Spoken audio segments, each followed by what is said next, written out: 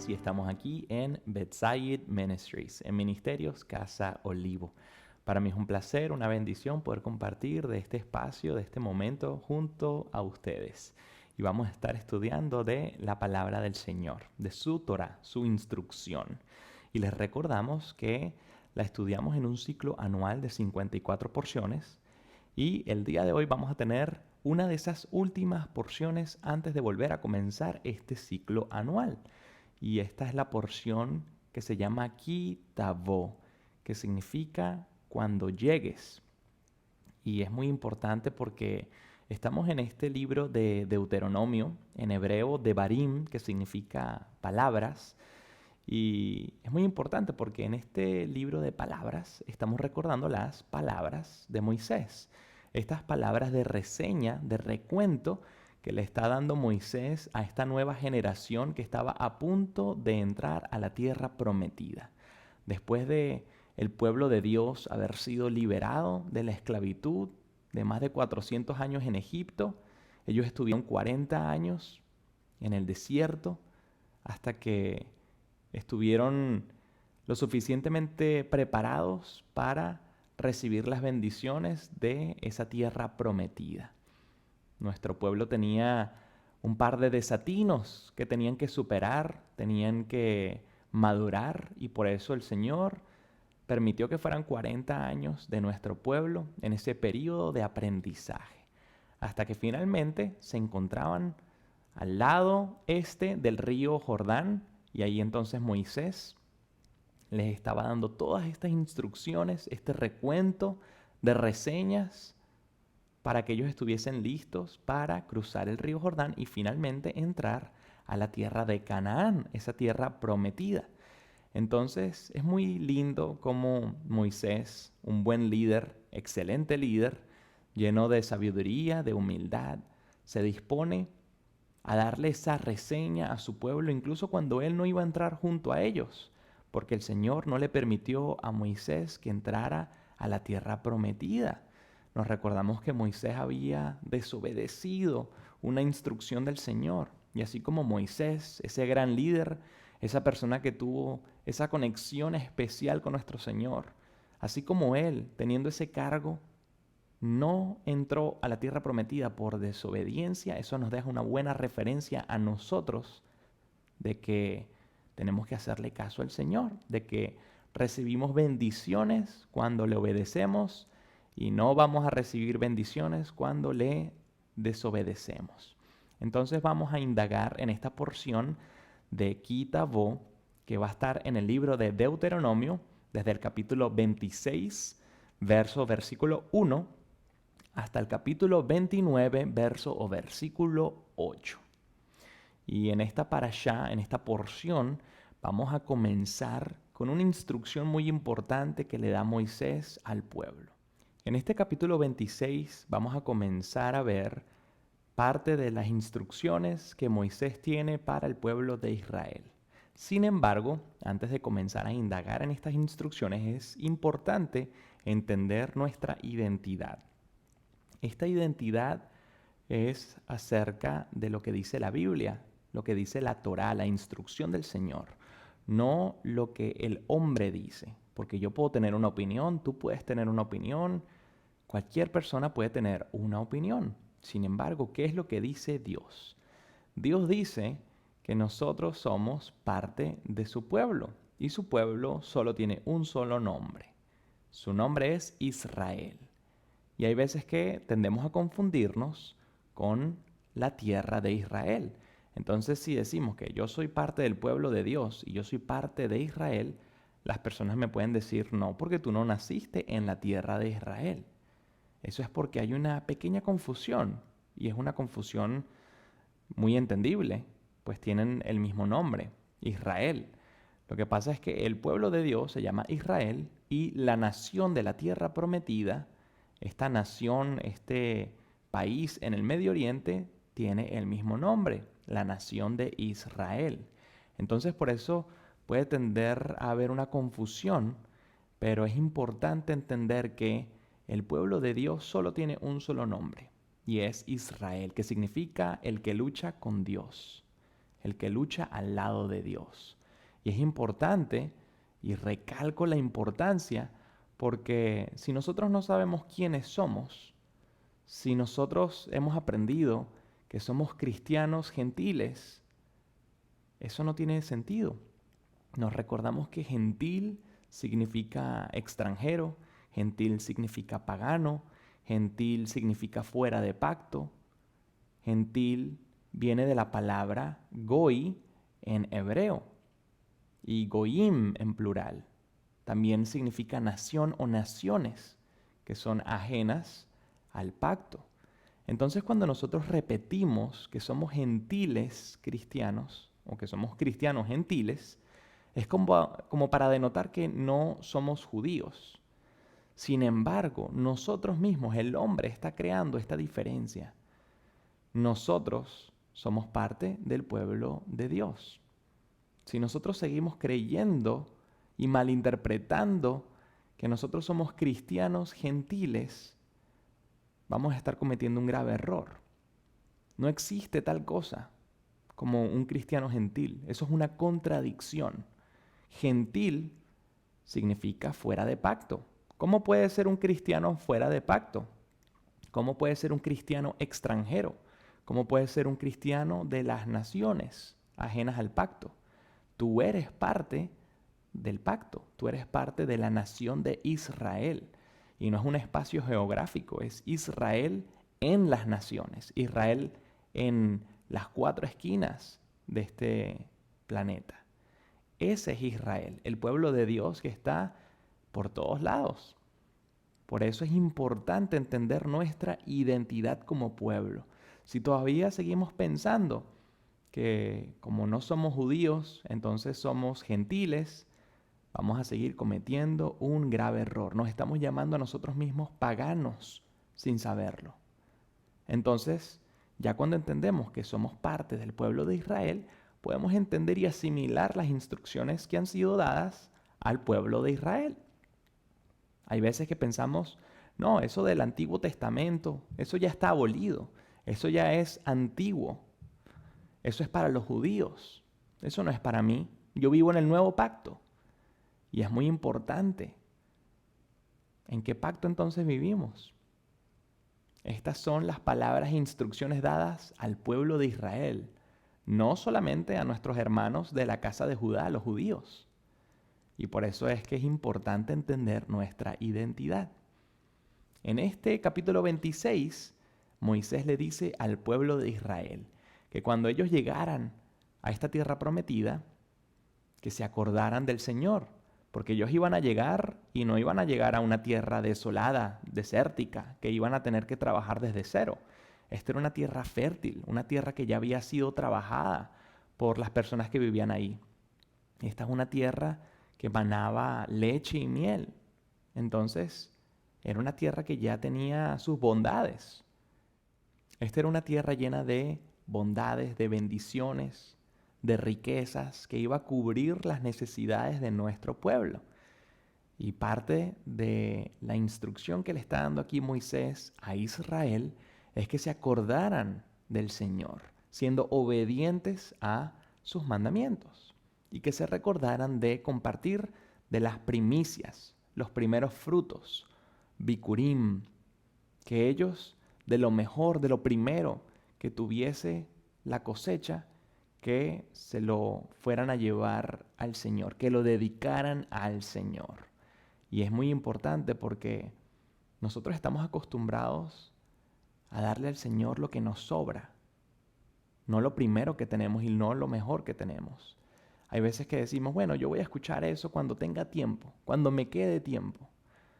Voy a orar por ti cuando me acuerde, cuando tenga tiempo.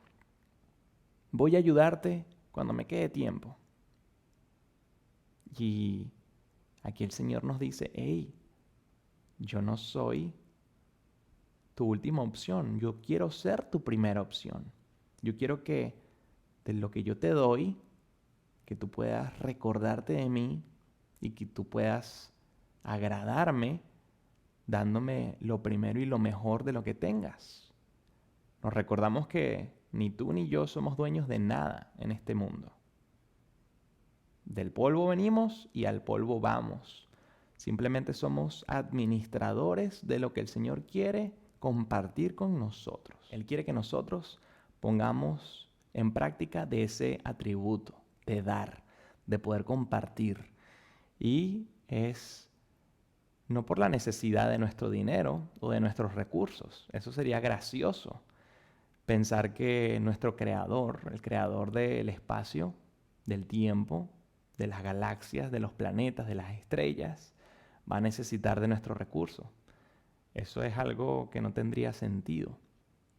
Sin embargo, entonces, ¿cuál es el principio, la enseñanza de esta instrucción de dar? Es que primeramente podamos despojarnos de lo material, quitar esa codicia que podemos sentir de querer todo siempre para nosotros y saber que nosotros queremos ser como nuestro Señor, que Él nos da la creación, nos da de su gracia, nos da de la salvación. Él quiere que nosotros pongamos a prueba de ese atributo. Entonces, que nos podamos desprender de ese materialismo, que nos podamos desprender de esa codicia, que podamos aprender a dar, y no solamente a dar por obligación, sino a dar con un corazón alegre. Nos recordamos que ¿quién tuvo el primer problema al dar? Nos recordamos de Caín y Abel. Ambos dieron una ofrenda, pero solo uno lo hizo con un corazón alegre. Entonces, es momento para que nosotros podamos recordar que lo importante no es pensar que Dios quiere nuestro dinero o nuestros recursos, sea nuestro tiempo, sea nuestra energía, sino que Dios quiere que nosotros aprendamos a dar porque Él es un Dios dador. Seríamos una sociedad completamente distinta, mucho menos egoísta, que pudiésemos darle el honor al Señor en cada uno de nuestros hogares, que cuando hiciéramos nuestro presupuesto, que como primera prioridad estuviese el Señor, apartando los recursos que queremos compartir en su nombre. Y entonces, ¿de dónde sacamos el diezmo que tenemos hoy en día? Nos recordamos de la instrucción que le da Moisés a su pueblo en este capítulo. Aquí Moisés le enseña al pueblo de 3 diferentes diezmos. El primer, segundo, cuarto y quinto año iban a ser los mismos diezmos. El diezmo para los levitas y el diezmo para poder disfrutar de los primeros frutos que nos daba el Señor en Jerusalén o en la presencia de nuestro Señor, en el tabernáculo o en el templo. Entonces, el primero, segundo, cuarto y quinto año eran siempre estos mismos diezmos, siempre para el levita y segundamente para nosotros poder disfrutar de estos primeros frutos en la presencia del Señor. En el tercer y sexto año, nuevamente, era el diezmo para los levitas y también el diezmo para las viudas, los huérfanos y los extranjeros. Qué hermoso que nosotros pudiésemos dar un testimonio cada 3 años de cómo nosotros somos obedientes a nuestro Creador, cuando pudiésemos ayudar un hogar de una persona que quizás está recién llegada en el país, o de una persona que quizás perdió a su pareja, o esos niños que no tienen un sustento porque no tienen a sus padres. Qué diferentes seríamos como sociedad si colocáramos las instrucciones del Señor como una prioridad en nuestras vidas. Y todo para poder entonces reposar en un séptimo año, en el año sabático. En ese séptimo año lo que hacíamos era descansar, dejar que la tierra descansara, dejar que los animalitos descansaran. Era un momento para dejar que el Señor milagrosamente nos alimentara en ese año. Era un año para confiar en el Señor, porque nuevamente al año siguiente se volvía a repetir ese ciclo de 7 años. y volvía ese primer año donde iba a ser el diezmo para los levitas y también para llevar esos primeros frutos a la presencia del Señor. Y si no habíamos plantado en ese séptimo año, porque era un año de reposo, entonces ¿cómo íbamos a tener una cosecha en ese próximo año? Que iba a ser el primero del nuevo ciclo. Solamente era por una providencia divina, una manera milagrosa de que el Señor pudiese darnos una cosecha. Qué importante es como el Señor nos bendice cuando le somos obedientes. Y por eso entonces, por más de que no tenemos un templo, un tabernáculo hoy en día, nosotros tenemos que demostrarle nuestro amor cuando nosotros de lo que Él nos da, apartamos lo primero y lo mejor para Él, para bendecir una familia que necesite un recurso, para bendecir a esas viudas, a esos huérfanos, a esos extranjeros que están entre nosotros, para bendecir a siervos del Señor, muchas organizaciones que necesitan de ese apoyo. Y por eso el Señor nos da estos recursos, porque nosotros necesitamos ser buenos administradores y demostrarle a Él que podemos ser obedientes, obedeciendo sus instrucciones y poniéndole una buena meta, un buen final a estos recursos. Que no simplemente se queden en nuestros bolsillos y se queden ahí estancados. Porque ¿saben qué es lo que pasa cuando el agua se estanca? Huele mal. Entonces, tenemos que dejar que el Señor fluya a través de nosotros. Que si el Señor nos da, que tenemos que compartirlo con los demás. En el capítulo 27, Moisés le dice al pueblo de Israel que cuando ellos finalmente cruzaran el río Jordán, cuando ellos ya estuviesen dentro de la tierra prometida, que tenían que hacer dos cosas. Tenían que colocar unas piedras y levantar un altar al Señor, que tenían que hacerlo sin utilizar instrumentos de metal. Es decir, tenían que manualmente colocar piedras y colocarlas como si fuesen un rompecabezas para poder armar un altar y poder ofrecerle sacrificios y ofrendas al Señor. De esta manera estamos viendo cómo Moisés le pide al pueblo que ellos pongan en práctica lo que acabamos de hablar. Ellos, al comenzar ese recorrido dentro de la tierra prometida, lo primero era agradar al Señor ofreciendo de estos sacrificios, de estas ofrendas, como una manera de agradecimiento. No cuando ellos ya estuviesen cómodos. La instrucción no fue, bueno, cuando ustedes ya finalmente estén en sus hogares, cómodos, relajados, entonces den una ofrenda. No, no, no. Apenas ustedes crucen el río Jordán, hay que ya estar agradecidos. Hagan un altar y vamos entonces a rendirle pleitesía al Señor. Vamos a agradarle con nuestras obras. Vamos a darle gracias porque después de 40 años de haber estado en el desierto, finalmente entraron a esta tierra prometida. Y también el Señor le pide a Moisés que Moisés le deje saber al pueblo que también ellos tenían que colocar las instrucciones del Señor en unas piedras que fuesen cubiertas con cal. Unas piedras que pudieran dejar esta referencia escrita en ellas, estas instrucciones que nos da el Señor. En el capítulo 27 continúa diciendo que estas 12 tribus de Israel, 6 iban a estar en el monte Gerizim y las otras 6 iban a estar en el monte Ebal. Y entre estos dos montes había un valle y ahí iban a estar los levitas. Y era un momento muy importante porque aquí el Señor vuelve a hacer un pacto con nuestro pueblo. El Señor aquí le dice a Moisés, mira, cuando ellos estén dentro de la tierra prometida y hayan 6 tribus en un monte y hayan 6 tribus en el otro monte que está al frente y los levitas estén en medio de ellos, ellos van a tener que comprometerse nuevamente a seguir mis instrucciones.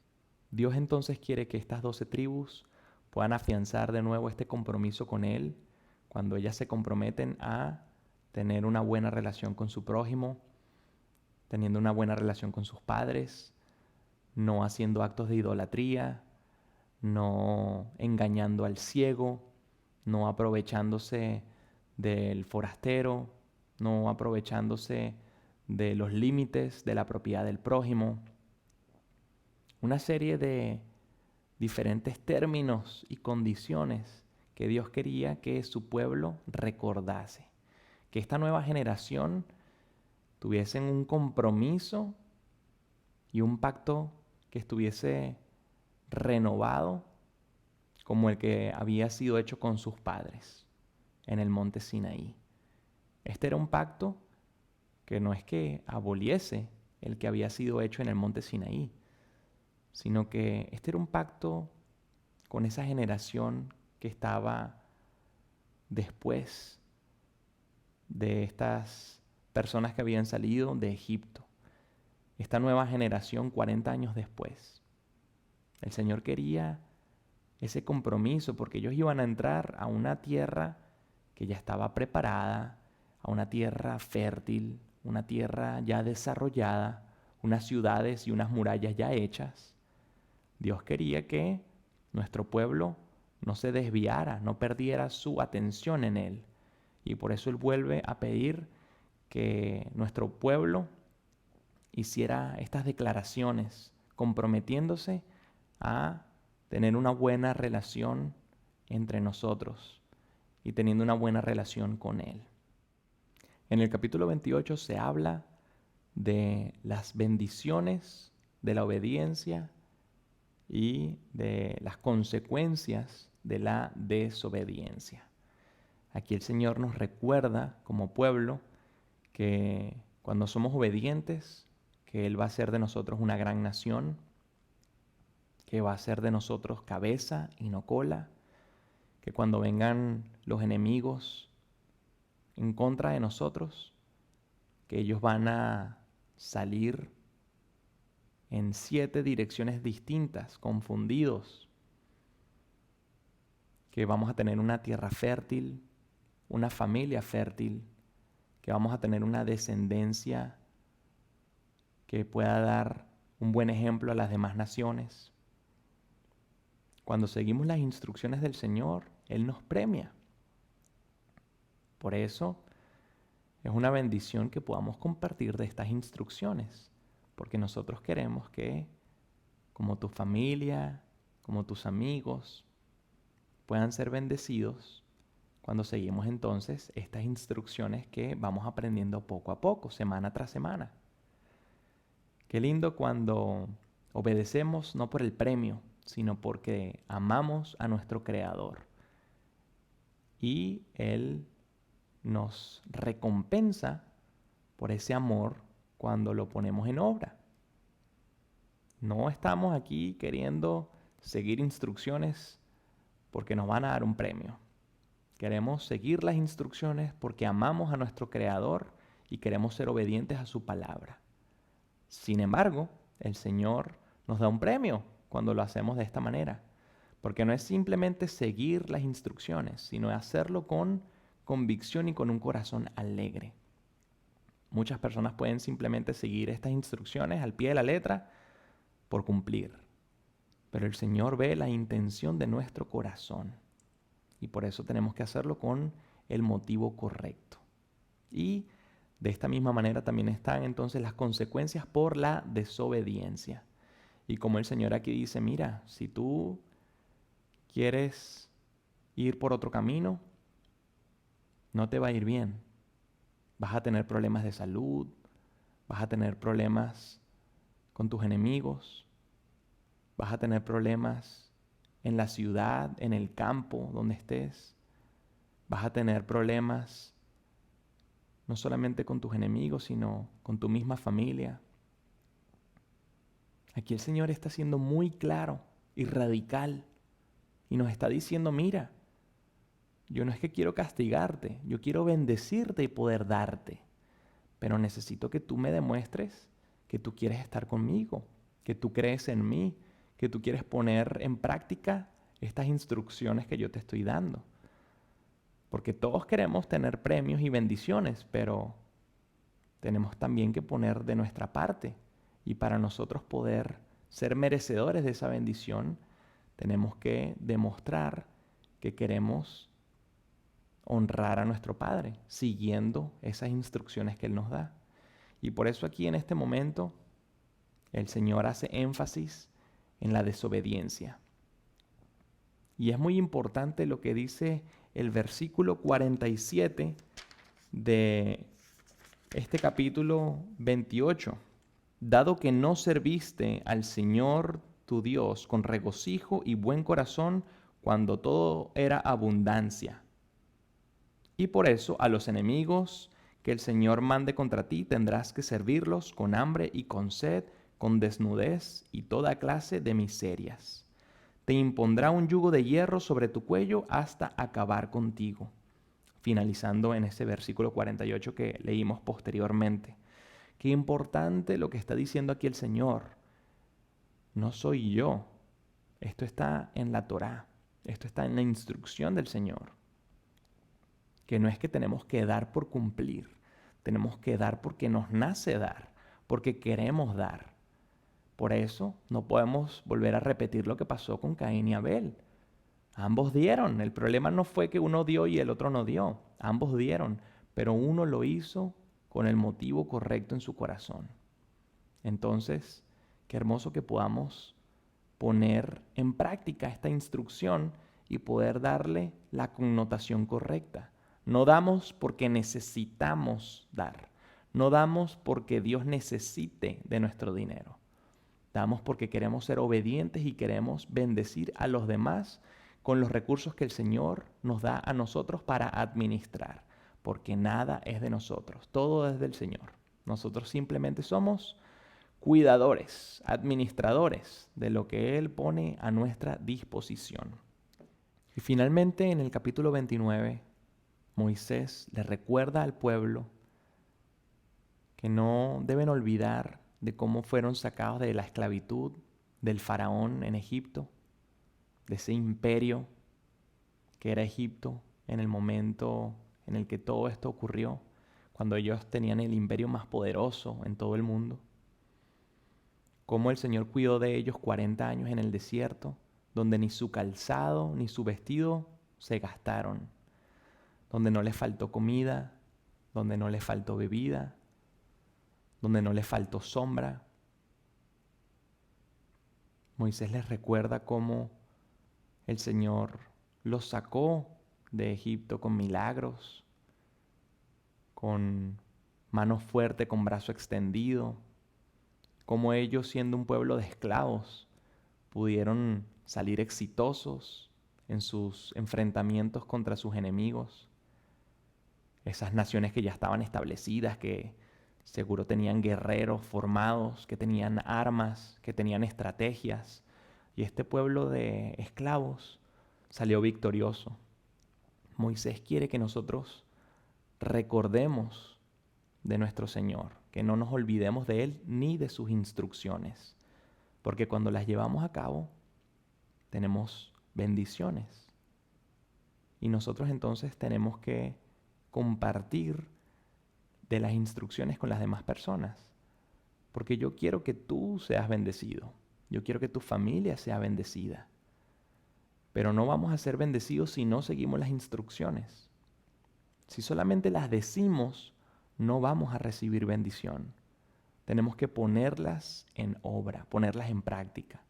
Entonces que el Señor pueda tener misericordia de nosotros, pueda guiarnos, darnos discernimiento para nosotros poder seguir sus instrucciones y no hacerlo a la ligera, no hacerlo porque Él nos pide hacerlo y ya, sino hacerlo porque queremos demostrarle nuestro amor a Él por medio de estas instrucciones. No porque tenemos que hacerlo porque si no nos va a castigar, sino porque es una oportunidad para nosotros demostrarle cómo le amamos cuando tenemos la decisión y la opción de seguir su instrucción o no seguir su instrucción. Que el Señor pueda entonces darnos ese discernimiento, sabiduría, fortaleza para poder seguir sus instrucciones, aun cuando el mundo nos dice que no son necesarias, que no son buenas, que son abolidas. Que podamos entonces no solamente enaltecer al Señor por medio de nuestra vida, sino que también podamos ser un testimonio a las demás naciones que necesitan también ser bendecidas. Que tengan un día bendecido. Shalom.